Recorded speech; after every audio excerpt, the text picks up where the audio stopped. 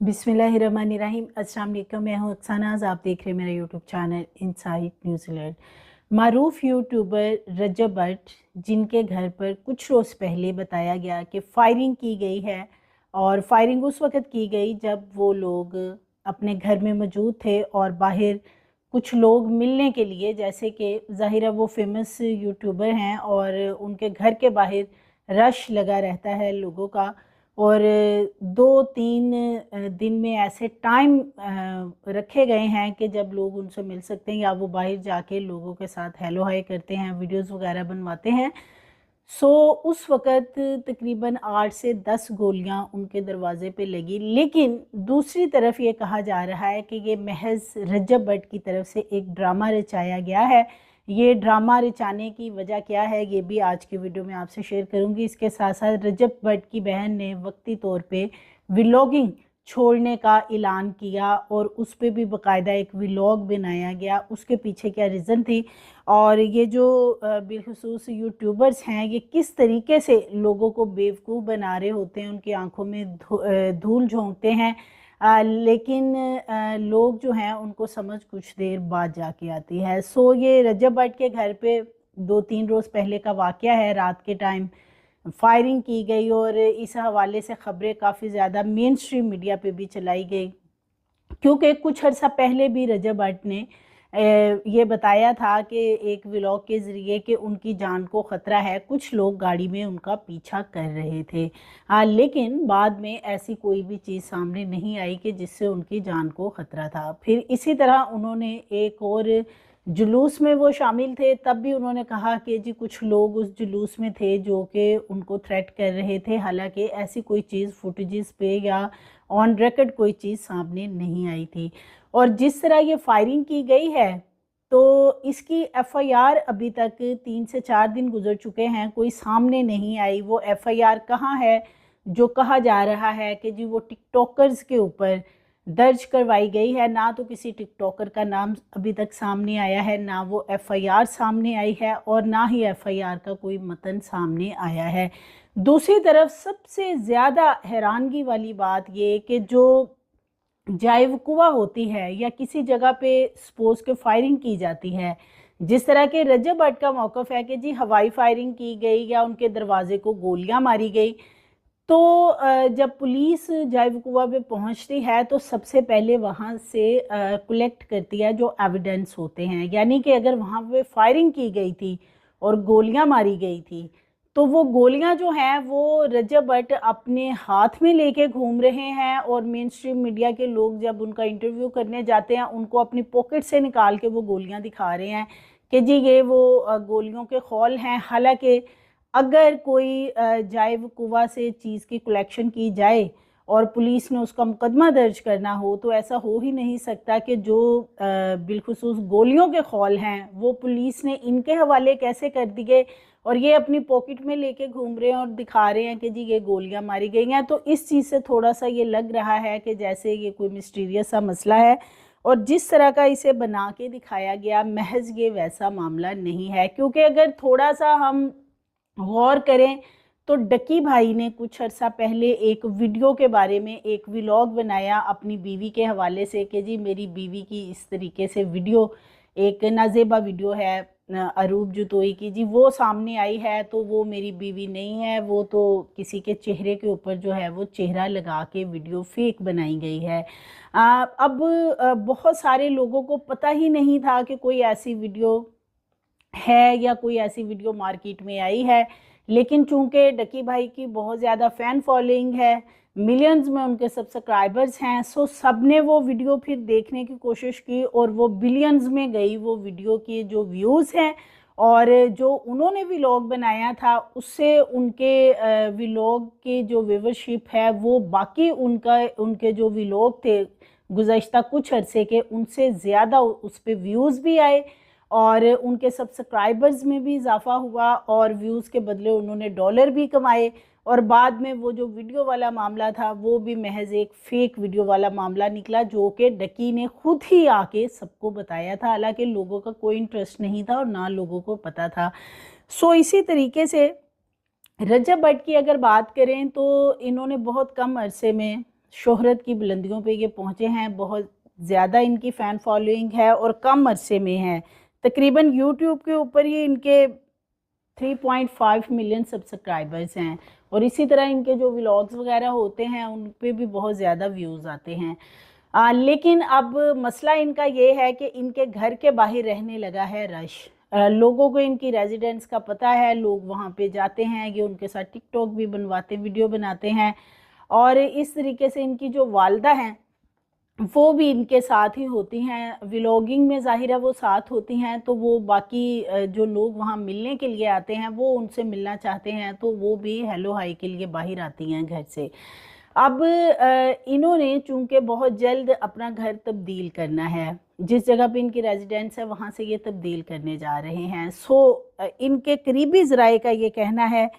कि ये हवाई फायरिंग वाला जो मामला है ये महज एक ड्रामे के तौर पे इसलिए करवाया गया है कि लोगों को रोका जा सके, क्योंकि जो रजब भट्ट का व्लॉग आया है इस फायरिंग के बाद उसमें उनकी जो वालदा हैं वो उनको कसम दे रही हैं कि या वो व्लॉगिंग छोड़ दे और या फिर लोगों से मिलना छोड़ दे। और व्लॉगिंग तो जाहिर है वो लोग नहीं छोड़ेंगे,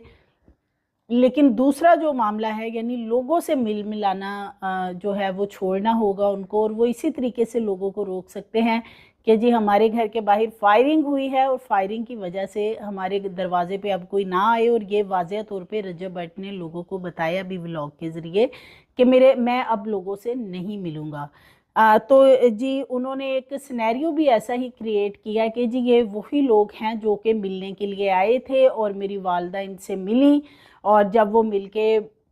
वापस आई हैं तो तब उन लोगों ने फोर्स किया कि जी हमने रजब भट्ट से मिलना, उनको भी बुलाएं, तो मैं उनसे नहीं मिला तो इसलिए उन्होंने यहाँ पे फायरिंग कर दी। दूसरी तरफ ये भी बताया जा रहा है कि जो इन्होंने गार्ड्स रखे हुए हैं, 2 गार्ड दरवाजे पे मौजूद होते हैं, उन गार्ड्स के साथ उन लड़कों की कोई तलह कलामी हुई थी और कोई ऐसा मामला हुआ था। लेकिन सबसे बड़ा सवाल ये है कि अगर उन लड़कों ने ये फायरिंग की या उन लड़कों ने ये सारा जो भी मामला वहाँ पे किया जो कि रजब भट्ट बताता है, तो इसका एक बाकायदा मुकदमा अभी तक दर्ज करवा के उसकी एफआईआर सामने क्यों नहीं आई। और दूसरे नंबर पे जो जाए वकूवा से शवाहिद कलेक्ट किए गए, बिलखसूस जो 9mm पिस्टल के गोलियों के खौल बताए जा रहे हैं, वो सारे के सारे रजब भट्ट के पास मौजूद क्यों हैं, उन्होंने अपनी पॉकेट में रखे हुए हैं। और जो भी कोई उनका इंटरव्यू करने जाता है वो बाकायदा उनको निकाल के अपनी पॉकेट से दिखा रहे हैं। ये चीज़ बहुत ज़्यादा मशकूक लगती है कि अगर किसी चीज़ का मुकदमा दर्ज किया जाए तो फिर वो जो भी जाए वकूवा से चीज़ें कलेक्ट की जाती हैं वो पुलिस के पास होती हैं, क्योंकि किसी भी मुकदमे को आगे अदालत में चलाने के लिए एविडेंस का होना बहुत ज़रूरी है। और एविडेंस ये अपने हाथ में लिए फिर रहे हैं कि जी ये वाली वो खौल हैं जो कि मेरे घर के दरवाजे के बाहर से मिले हैं। तो पुलिस को वो नहीं मिले, वहाँ पे पुलिस की भारी नफरी आई है जब इन्होंने कॉल चलाई है कि जी हमारे घर के बाहर फायरिंग हुई है और बहुत ज़्यादा पुलिस मौजूद थी, लेकिन पुलिस को वो गोलियां या वो खौल नज़र नहीं आए। लेकिन बाद में रजब भट्ट के जो गार्ड्स हैं या रजब भट्ट के जो घर वाले हैं उनको वो खौल मिले और उन्होंने वो अपनी पॉकेट में रखे हुए हैं। ये मामला काफ़ी मशकूक लगता है। और इसके बाद ये भी बताया जा रहा है कि चूंकि अब ये घर तब्दील करने की तरफ जा रहे हैं और लोग जो हैं वो इनके घर के बाहर मौजूद रहते हैं, ये भी बताया जाता है कि कुछ लोग इनसे पैसों की डिमांड भी आके करते हैं कि उनकी माली मदद की जाए। तो इस वजह से भी बचने के लिए, अवॉइड करने के लिए, क्योंकि पिछले दिनों उज़्मा स्ट्रॉन्ग उज़्मा के नाम से एक चैनल है और वो इनके घर के बाहर गई, उन्होंने व्लॉग भी बनाया, जो कि उन्होंने बाद में व्लॉग जब अपलोड किया तो लोगों ने काफ़ी ज़्यादा रजब भट्ट को इस पे तनकीद का निशाना बनाया कि स्ट्रॉन्ग उज़्मा उनके दरवाजे पे गई थी और रजब भट्ट या उनकी वालदा का बिहेवियर बहुत ज़्यादा एग्रेसिव था या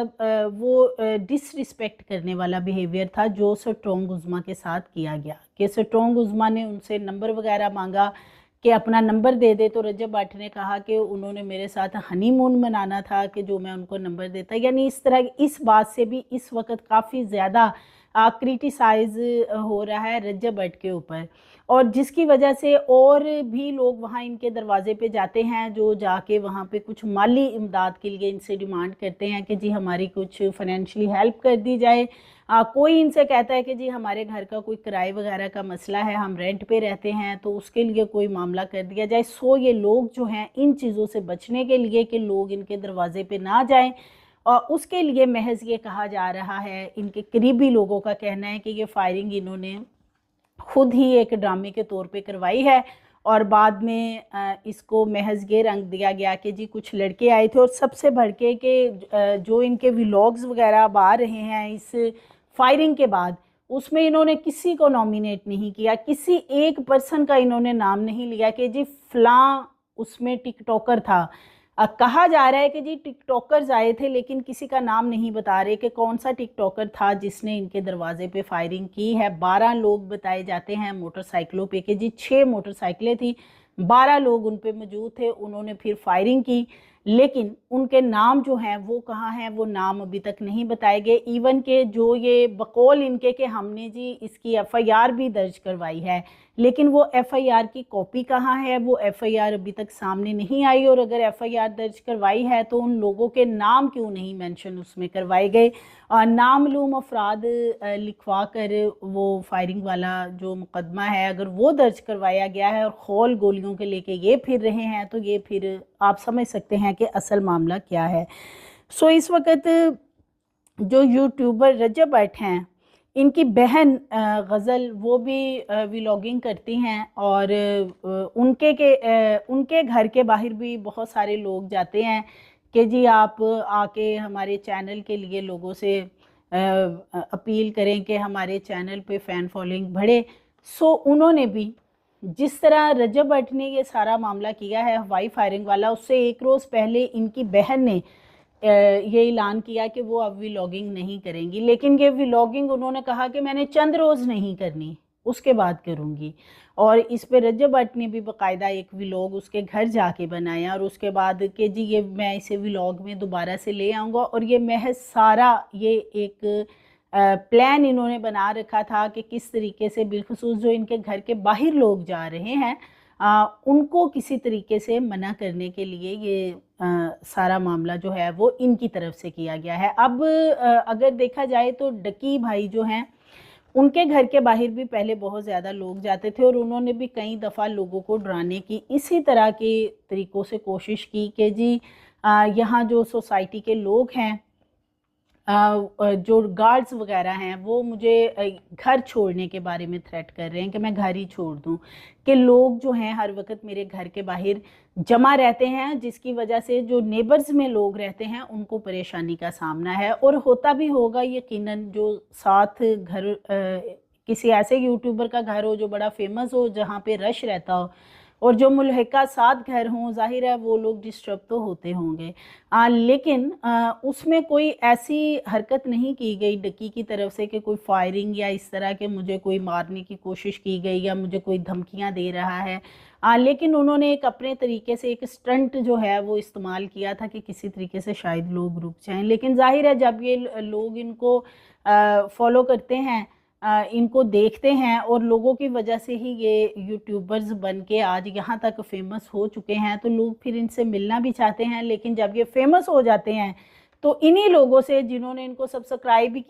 भी किया होता है, जो इनको देखते भी हैं, और जिनके देखने से ये डॉलर कमा रहे होते हैं, फिर ये उनसे अवॉइड करने लग जाते हैं, और उसके लिए ये मुख्तलिफ हीले बहाने ढूंढते हैं कि हमें लोगों से मेल मुलाकात ना ही करनी पड़े, तो इसी में बेहतरी है। आप कमेंट बॉक्स में बताइएगा कि रजब भट्ट ने क्या ये वाकई ही ड्रामा रचाया है इन लोगों ने मिलके, कि इनकी बहन चंद दिनों के लिए व्लॉगिंग छोड़ रही है, और इसी तरह रजब भट्ट जो है वो भी लोगों से मिलना मिलाना अब इसलिए छोड़ देगा कि उसके घर के बाहर फायरिंग हुई है, या वाकई इस मामले की कोई हकीकत है। और अगर हकीकत है तो फिर लोगों को नॉमिनेट करके, सबसे बड़ी बात कि क्या इनके घर के बाहर सीसीटीवी कैमरास नहीं लगे हुए, सोसाइटी के बाहर सीसीटीवी कैमरास नहीं है, अभी तक फायरिंग के हवाले से सीसीटीवी फुटेजेस मंजरे आम पे नहीं आई हैं कि कौन लोग थे जो इनके घर के बाहर आए, जिन्होंने वहाँ पे फायरिंग की। और